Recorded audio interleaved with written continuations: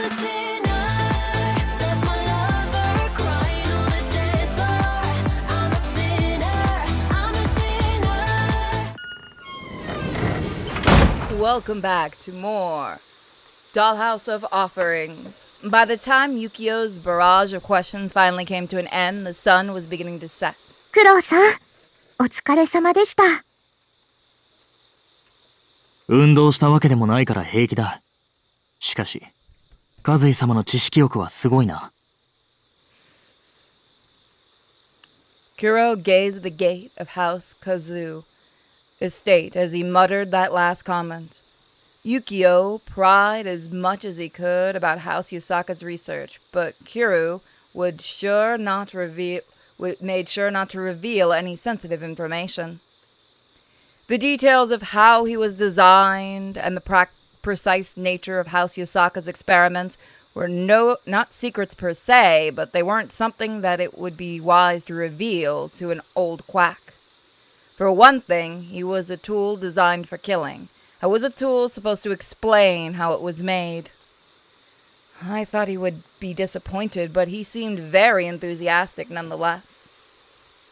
Yukio put on a calm face, but Kaoru could tell how excited he was by the warmth his body emitted and the sound of his heartbeat. あれは、八坂に張り合っているだけでしょう。和井は、治療とは言い難い、おぞましい実験を行っていますが、指揮家はそれを認めていません。しかし、八坂には口出しなしとなれば、不満も募るが。はい。ですが、八坂に関しては、本土の思惑があります。それを指揮家のせいにされるのはお門違いですが、どうにも分かっていただけません。ああ、京子も、あれが上辺だって気づいてたか。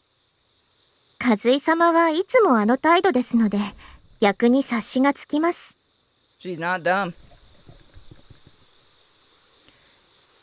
Kyoko shook her head in exasperation. それにしても、小雪ちゃんへのしつけはなっていませんね。九郎さんに手を出そうとするなんて、失礼にも程があります。いくら年を取ってからできた娘とはいえ、甘やかしすぎでしょう。九郎さんも、そう思いませんか？ She's not wrong. いや、俺は心配してなかったけどね。あまり軟弱な態度でいては、舐められますよ。俺は京子のものみたいだから、平気かなって。それは事実ですが、はい、私のものになっていただきたいという願望の発露ですが、それはそれ、これはこれです。君のものって自覚もあるけど。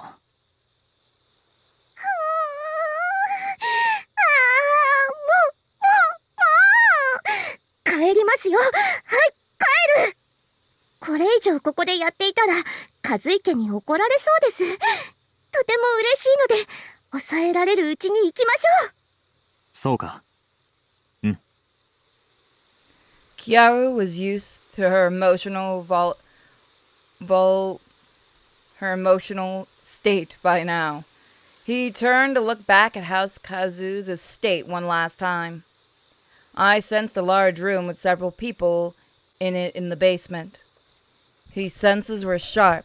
It was impossible to hide architectural features or the presence of people from him, especially not when they smelled so strongly of industrial chemicals and blood.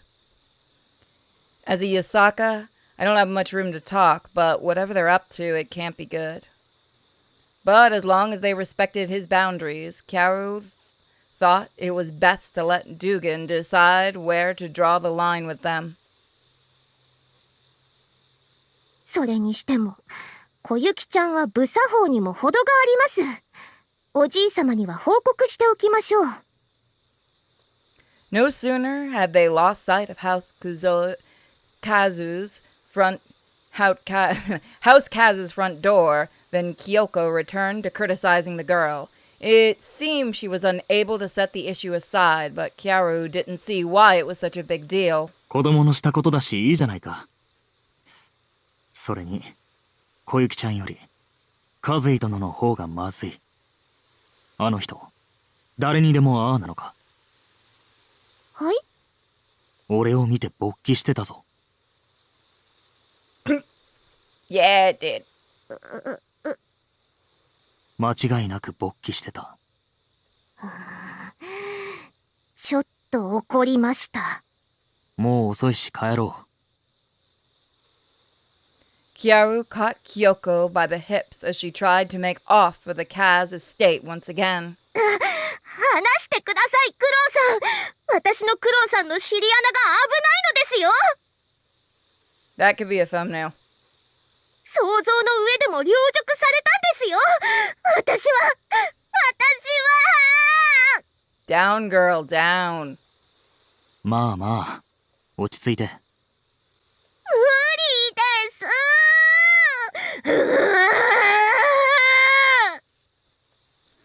Kyaru did what he could to put Kyoko's howling at ease as they made their way back to House Shiki's estate.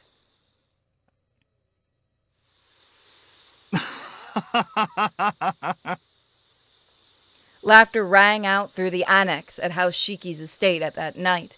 It was after dinner and Kyaru was passing the time before bed with Uramichi. そう現れましても。Uramichi had keeled over laughing when he heard the story of Yukio Kaz's unconcealed arousal. Kyoko had already told him and Dugan the story once before, and they thought it was so funny they asked Karu about it later just to hear it again. そうだな。君にとっては切実な問題だ。うん。反応に困ります。危機感に乏しいな。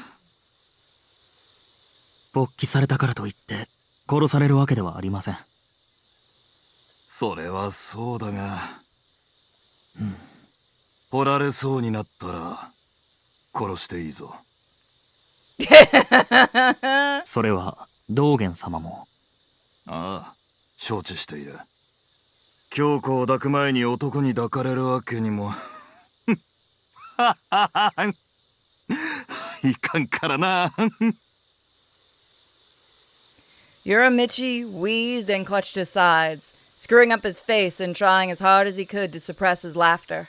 くれぐれも注意することだ。君にそんな心配は無用だと思うが、京子のこともある。Ah, that's what really worries him. Karu nodded, thinking back to how Kyoko was struggling with going back to House Kai's estate to attack Yukio. 心得ています。She gonna kill him. どうだかな。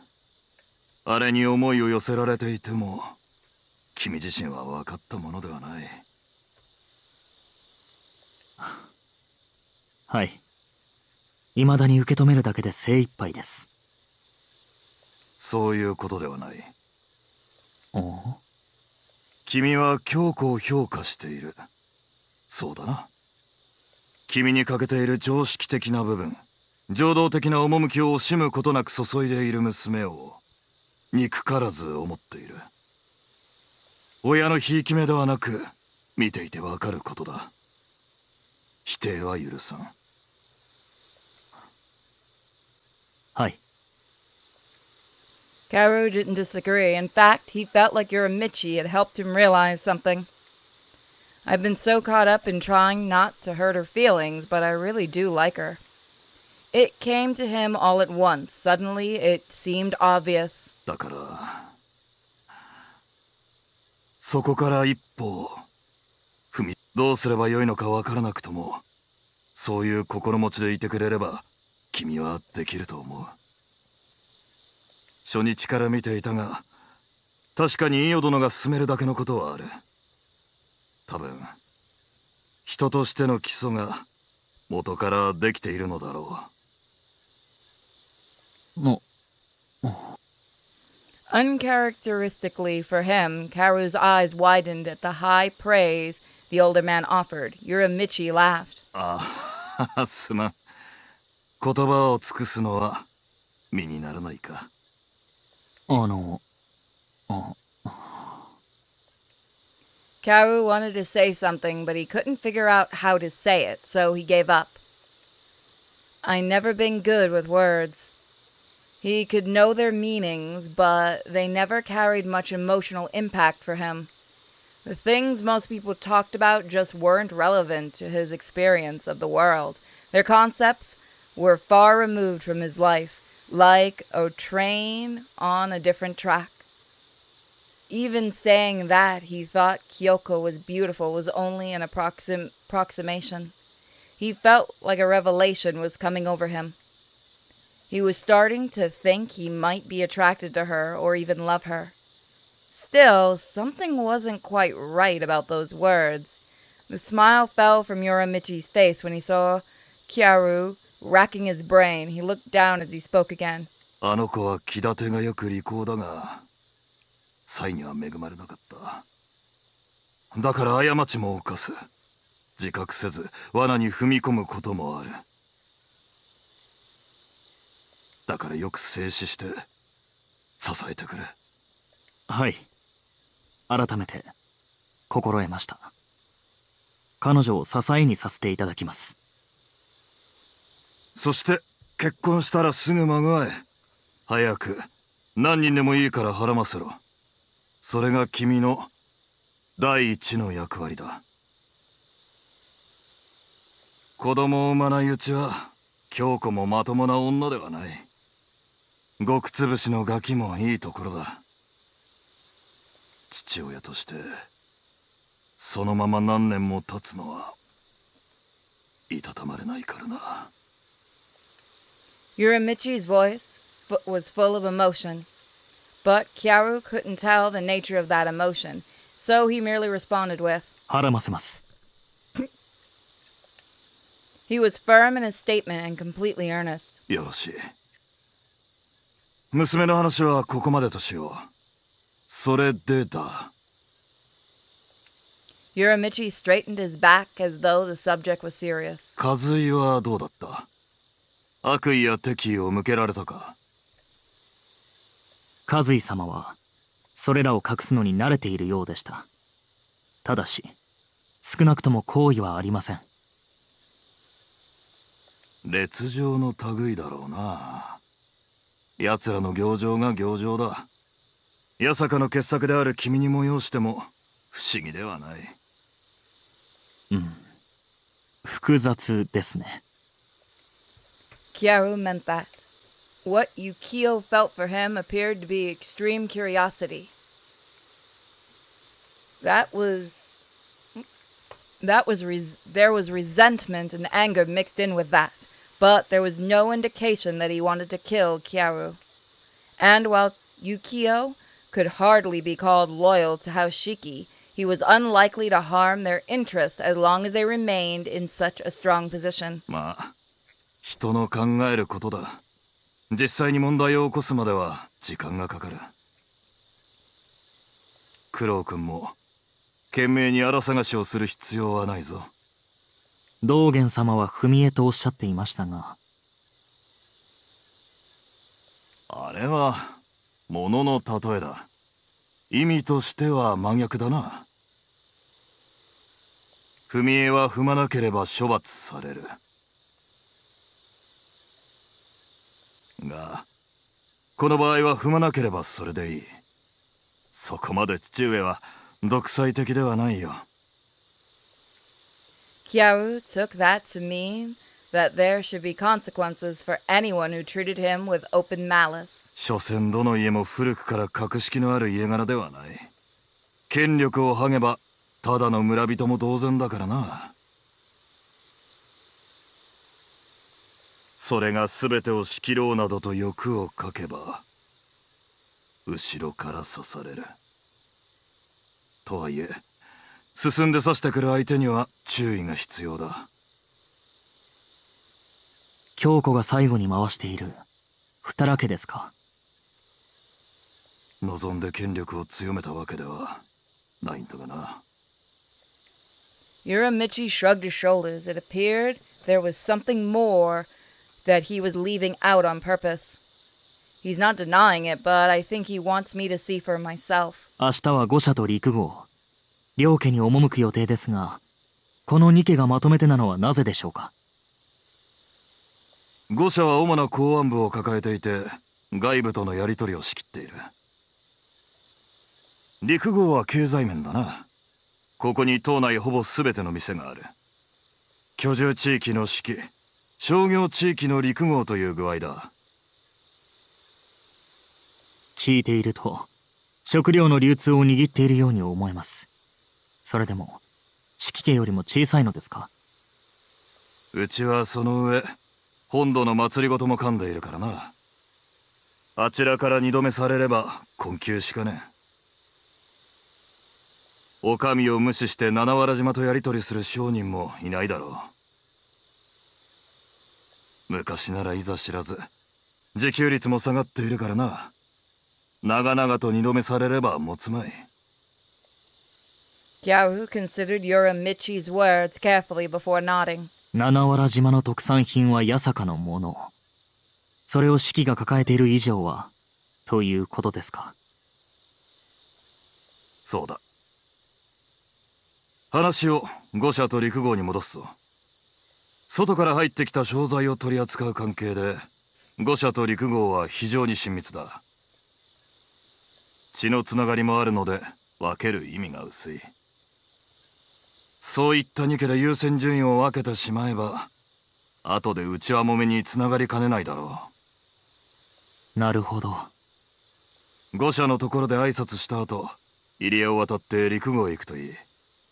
あちらは商店も多く賑わっている。ああ、そういえば京子も明日は午前から行くと言っていました。ああ、なるほどな。あれも最初からそのつもりだったわけだ。午後いっぱい使って楽しんできたまえ。Uramichi smiled in a fatherly way. Karu started nodding wordlessly while he imagined Kyoko and what she was like when she was excited. Alright, so we will save actually going there. まだかな。 Mostly because I have to go do D&D. So thank you guys for joining me, and I will see you all next time. Thank you for enjoying this short episode.